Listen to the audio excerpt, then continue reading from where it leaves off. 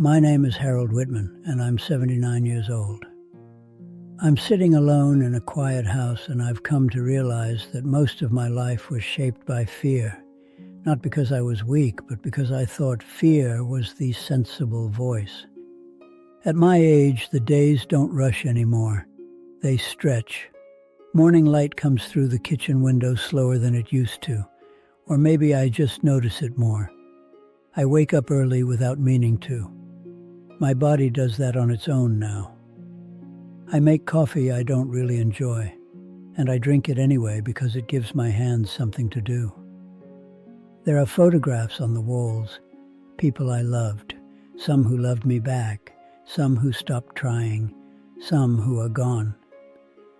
I look at them longer these days, as if they might finally explain something to me.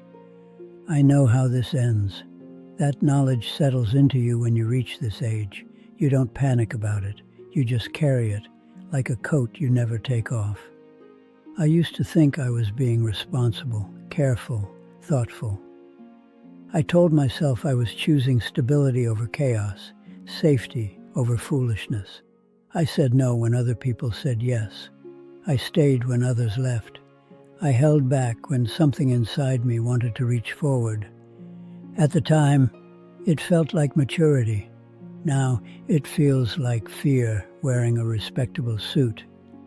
I grew up in a small town in Ohio. Nothing remarkable about it. 2 traffic lights, 1 high school. People stayed because their parents stayed. That was the reason. Nobody questioned it. My father worked at the mill. My mother kept the house. They weren't unhappy, but they weren't curious either. Life was something you endured and maintained, not something you explored. I was a quiet boy, not shy exactly, just cautious. I watched more than I acted. I learned early that mistakes had consequences, and praise came from doing what was expected. That lesson stuck. In my 20s, I had dreams. I don't say that proudly. It feels strange admitting it now, like confessing to something childish. But I did. I wanted to write. Nothing grand. Essays, maybe. Stories. I liked words. I liked the way they let you say what you couldn't say out loud. I didn't tell many people that. Dreams feel fragile when you speak them. They invite opinions. Instead, I got a job at an insurance office. It paid well enough. It was safe. My father nodded approvingly when I told him. That mattered more than I admitted at the time. The office had gray carpet and humming lights. We wore ties even in the summer. I learned how to file claims, how to speak calmly on the phone, how to keep my opinions to myself. It wasn't a bad job. It just wasn't mine. I told myself I could write later, nights, weekends, when things settled down. They never did. I met my wife, Eleanor, when I was 27. She laughed easily. That was the first thing I noticed. Not loud laughter, just unguarded, like she wasn't bracing for disappointment. She asked questions I wasn't used to answering. What did I want? What scared me? Where did I imagine myself in 10 years? I gave careful answers, acceptable answers. I don't think she realized how much I was holding back. We married 2 years later, bought a house with a lawn I didn't know how to care for, had 2 children, a boy and a girl. They grew fast, faster than I expected. I was a good provider. That's what people said. That's what I said too. I worked overtime when it was offered. I didn't complain. I showed up. I did my duty. But I missed things, not the big things usually. I was there for birthdays, holidays, school plays when I could arrange it. But it was the smaller moments that slipped away, the questions asked at bedtime, the stories that started with, "Dad, can I tell you something?" I was often tired or distracted or worried about money even when we had enough. Fear again. Fear of losing what I had even if I wasn't fully present in it.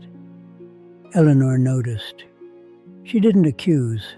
She'd just sigh sometimes, or look at me a second longer than usual. I told myself she understood. I told myself she knew I was doing this for us. We don't always question the stories we tell ourselves when they make life easier. In my 40s, the job became a career. Promotions came. My name moved up the door. People asked my opinion in meetings. I felt important in a way I hadn't before. I also felt trapped. There were moments, small, quiet ones, sitting in traffic, standing alone in an empty office after everyone else had gone home. I'd feel something like grief, though I didn't have that word for it yet. I'd imagine a different version of myself, one who took risks, one who said what he thought, one who left when staying felt wrong. Then I'd think of the mortgage, the kids' tuition, Eleanor's expectations, my father's voice in my head, and I'd stay. Fear doesn't always shout. Sometimes it whispers very reasonable things. My children grew into teenagers. They needed me less. Or maybe they learned not to ask. They found their own worlds, friends, music I didn't understand. I nodded and smiled and asked surface questions. I loved them. I still do. But love without presence becomes something thinner over time. I see that now. Eleanor and I drifted. No big fight, no betrayal, just a slow, widening space. Conversations became practical. Groceries, schedules, repairs. At night, we lay on opposite sides of the bed. I told myself this was normal. Long marriages change shape. That's what people say. But I was afraid to ask her if she was happy. Afraid of the answer. When she got sick, it wasn't dramatic. Just tiredness at first, a cough that lingered, doctor visits that became more frequent, words like tests and concerns. Cancer doesn't announce itself loudly. It arrives politely, then refuses to leave. I became attentive then. Too late, but I tried. I went to appointments. I held her hand. I told her stories from when we were young, as if reminding her we had been something more once. She listened. She smiled sometimes. She never accused me of anything. That somehow hurt more. She died on a quiet Tuesday morning. The room was still. Machines beeped softly.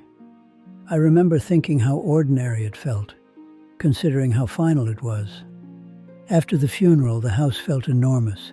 Every sound echoed, even my thoughts. That's when the weight of it all came down on me. Not all at once, slowly, in waves. I realized how much I had postponed, how many conversations I assumed I'd have later, how many times I chose comfort over honesty. I couldn't fix it. Eleanor was gone. The past was sealed. My children visited for a while. They tried. They had their own lives. I encouraged them to return to them. I didn't want to be a burden. That word mattered to me. It still does. They call, sometimes. We talk about weather, health, news. They don't ask me much about my life. I don't offer. I retired at 65. The office threw a small party, cake, a card signed by people I barely knew anymore, speeches about dedication.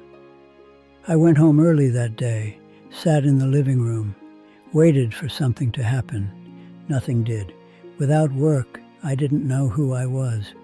I had built my identity around being needed in ways that didn't require vulnerability. Now that was gone.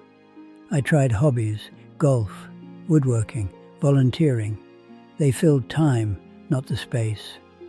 Fear had guided so many of my choices that I wasn't sure what desire even felt like anymore. As the years passed, people disappeared. Some died, some moved away, some simply stopped calling. I don't blame them. Relationships need tending. I had neglected that skill. Loneliness isn't loud. It's a quiet companion. It sits with you at dinner. It watches television with you. It goes to bed early. I think about the moments where I could have chosen differently. Not the dramatic ones. The small ones, saying yes to a dinner, making a call, admitting I was unhappy, admitting I was scared. Fear told me those choices were risky. Fear told me stability mattered more. Fear was wrong. I don't hate my life. That's important to say. There was love. There were good days. I laughed. I mattered to people, even if not as deeply as I might have. But there's a difference between living and managing. I managed my life very well. I didn't live it fully. There's a clarity that comes when there's not much left ahead of you. The future stops being a distraction. You see the past without the usual excuses. I see now that fear didn't protect me. It limited me. It kept me from pain, yes, but also from depth, from connection, from knowing myself. If you're listening to this, I don't know your age. I don't know your circumstances. I'm not here to tell you what to do. I just want you to understand something I didn't for a very long time. Fear often sounds like reason. It dresses itself up as responsibility, as caution, as maturity. It will tell you there's time, that now isn't right, that later will be better. Later is not guaranteed. The things you delay don't wait patiently. They fade, people drift, opportunities close quietly. I wish I had asked more questions, hard ones. I wish I had risked disappointing people instead of disappointing myself. I wish I had spoken when my voice mattered. I don't say this with bitterness, just with honesty. There's peace in accepting what can't be changed. I have that now, most days. I sit with my memories, the good and the painful. I let them be what they are. My time is shorter than it's ever been. I can feel that. I'm not afraid of it. Not anymore. I'm only sad that I waited so long to tell the truth, even to myself. If this meant something to you, if it stirred something quiet inside, I hope you listen to it, gently, without panic. Life doesn't ask for perfection.